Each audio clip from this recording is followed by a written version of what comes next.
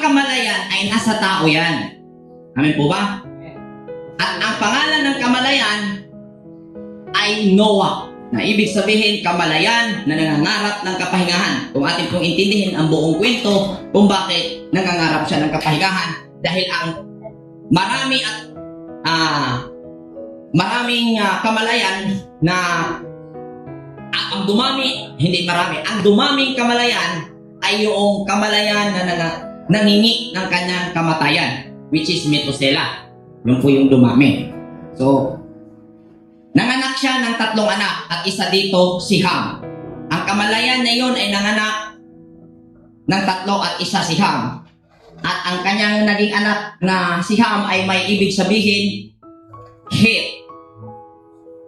So, ang kamalayan nagkaroon ng anak na Heth, na inunawa natin dahil ito ay sinasabi sa Hebrew, Ish, na ibig sabihin ng Ish ay lalaki, sa English, men, na may etymology na divine mind, sabi ng mga scholar. So, pag sinabing Ish sa Hebrew, nangangahulugan divine mind. So, banal na kaisipan ang Ham, na tumutukoy sa pagiging mainit, na ating inunawa, ito ang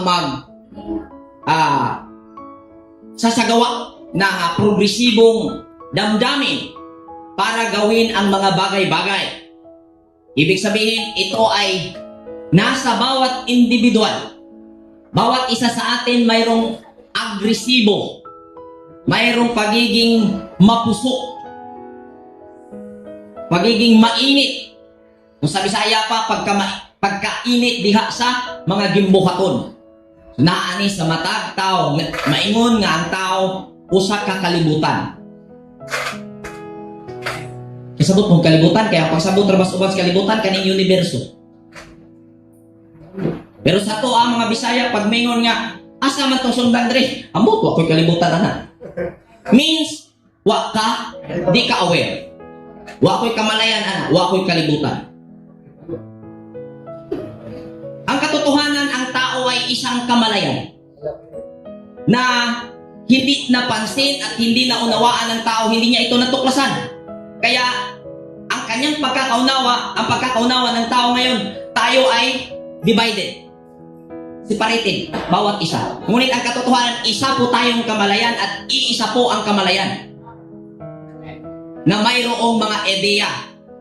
At isa dito ang banal na kaisipan na magkakaroon ng agresibong damdamin para magawa ang mga bagay-bagay na ninanais.